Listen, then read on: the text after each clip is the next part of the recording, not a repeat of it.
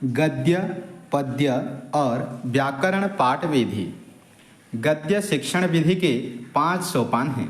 1 प्रस्तावना, 2 उद्देश्य कथन, 3 प्रस्तुतिकरण, 4 पुनरावृत्ति, 5 प्रयोग। प्रस्तावना को पहले देखें। प्रस्तावना सोपान में प्रस्तावनात्मक प्रश्न पूछे जाते हैं। जैसे शिक्षक नेहरू जी के विषय में पढ़ाने जा रहे हैं तो प्रश्न पूछेंगे कि भारत के कुछ स्वाधीनता संग्रामी के नाम बताएं।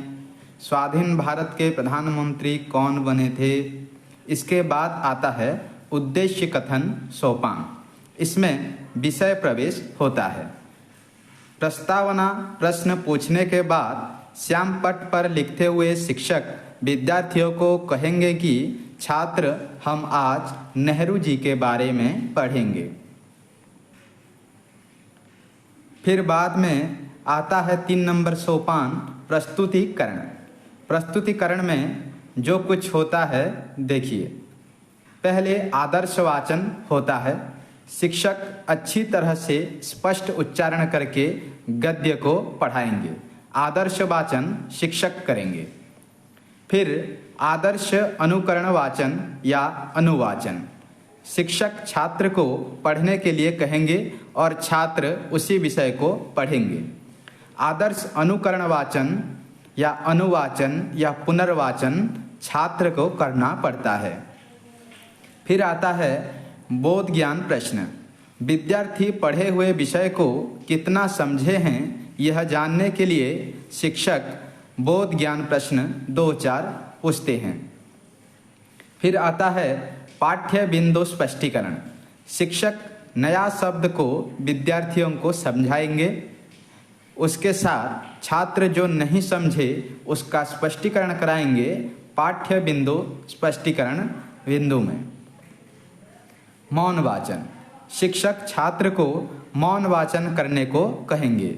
मौन वाचन और आदर्श अनुकरण वाचन या अनुवाचन विद्यार्थी छात्र करते हैं। विचार विश्लेषण के प्रश्न। विचार विश्लेषण के प्रश्न शिक्षक छात्र को पूछेंगे।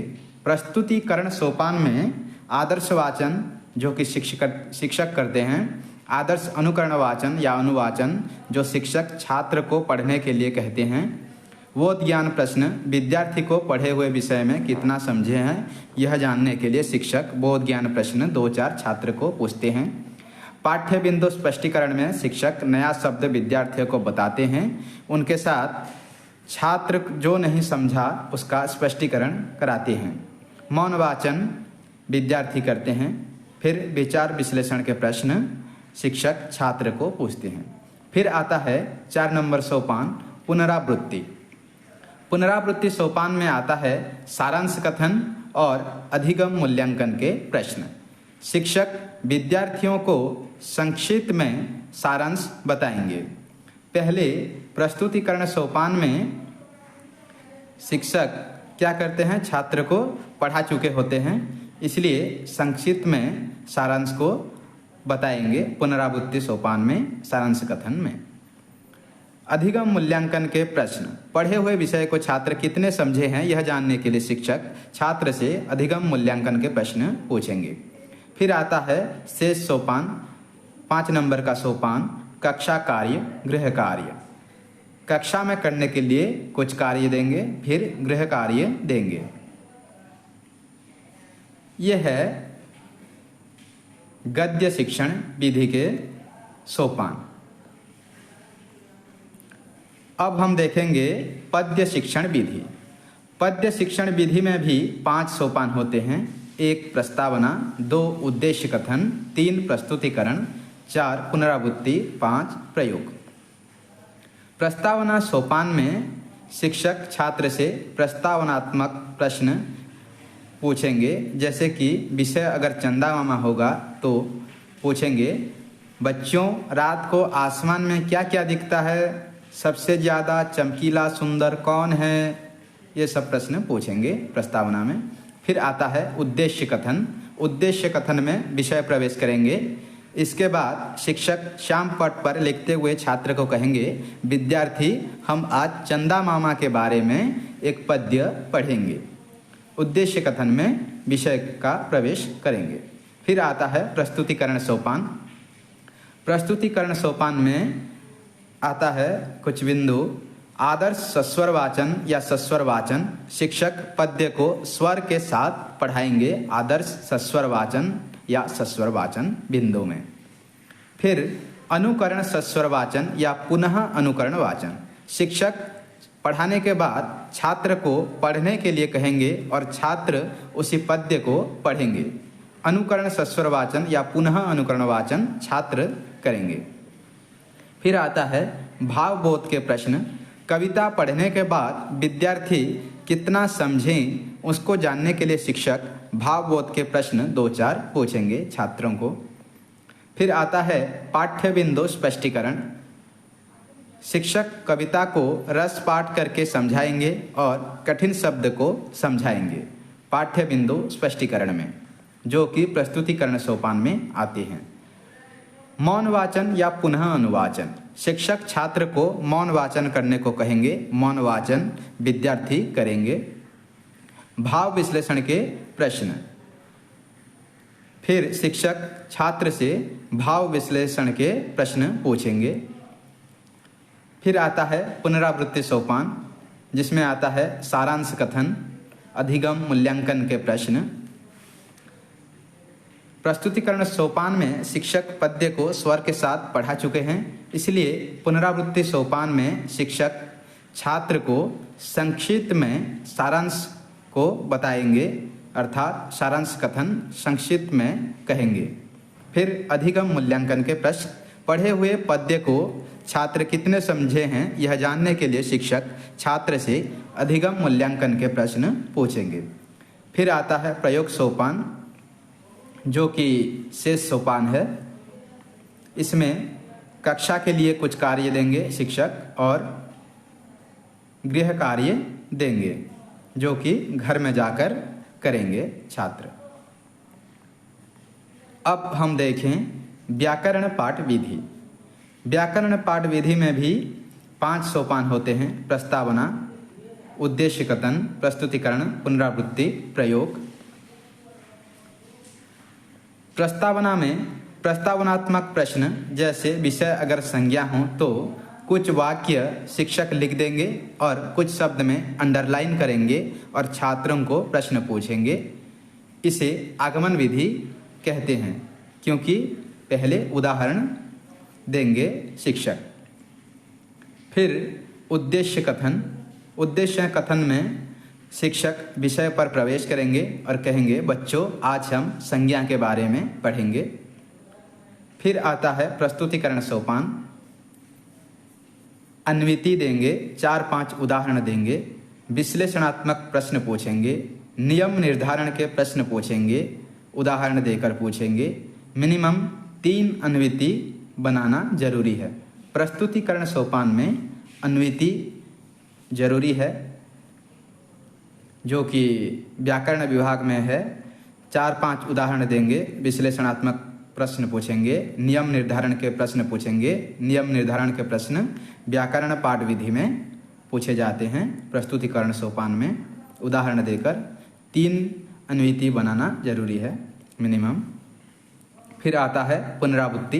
पुनरावृत्ति में सारांश कथन कहेंगे, जो पढ़े चुके हैं उसके बारे में संक्षिप्त में कहेंगे। फिर अधिगम मूल्यांकन के प्रश्न करेंगे, पढ़े हुए विषय के संबंधित कुछ प्रश्न करेंगे। फिर प्रयोग सोपान में कक्षा कार्य और गृह कार्य छात्र से कराएंगे। कक्षा में कक्षा कार्य कराएंगे, गृह में गृह कार्य छात्र स्वयं करेंगे। अब कुछ प्रश्न देखें।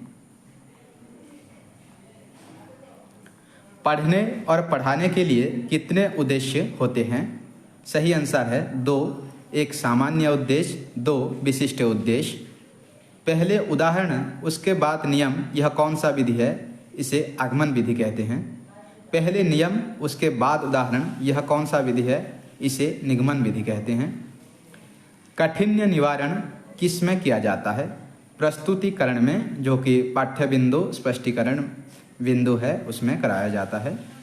उच्चारण पाठ किसका अंतर्गत है? उच्चारण पाठ कौशल पाठ का अंतर्गत है। कौन सा पाठ छात्रों में ज्ञान वृद्धि के साथ चरित्र निर्माण भी होता है?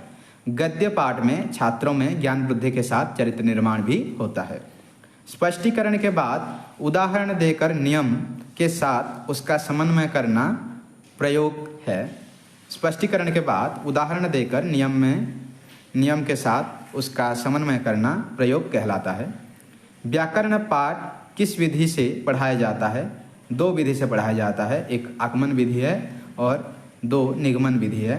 कौन सा विधि मनोवैज्ञानिक रीति से व्याकरण पढ़ाया जाता है? अर्थात कौन सा विधि में मनोवैज्ञानिक रीति का प्रयोग होता है जो कि व्याकरण पाठ पढ़ाने में सहायक होता है? वह है आगमन विधि। आगमन विधि मनोवैज्ञानिक विधि है। व्याकरण पाठ में आगमन विधि अधिक उपयुक्त माना जाता है। पहले आ के साथ ई मिलकर ए होता है, यह कहकर महा प्लस इंद्र महेंद्र, यह कहना कौन सा विधि है? ये निगमन विधि है, क्योंकि पहले नियम बताया गया है फिर उदाहरण दिया गया है। गद्य पाठ के कितने उद्देश्य होते हैं? दो उद्देश्य होते हैं, सामान्य उद्देश्य, विशिष्ट उद्देश्य। गद्य पाठ के कितने सोपान होते हैं? 5 सोपान होते हैं, पद्य पाठ में भी और व्याकरण पाठ में भी। वह है प्रस्तावना, उद्देश्य कथन, प्रस्तुतिकरण, पुनरावृत्ति, प्रयोग। आगमन विधि में विशेष तथ्यों या उदाहरणों की सहायता से क्या निकलवाया जाता है?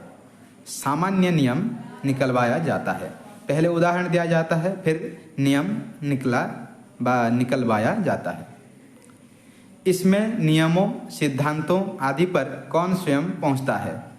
छात्र नियमों, सिद्धांतों आदि पर स्वयं पहुंचता है। आगमन विधि में कितने पदों का अनुकरण करना आवश्यक है? 4। आगमन विधि में 4 नियमों का प्रयोग करना आवश्यक है, अनुकरण करना। वह है उदाहरण, नियम, निष्कर्ष, अनुप्रयोग। उदाहरण, नियम, निष्कर्ष, अनुप्रयोग। आगमन विधि के व्यवस्थित 4 पद हैं: उदाहरण, निरीक्षण, नियमीकरण, परीक्षण।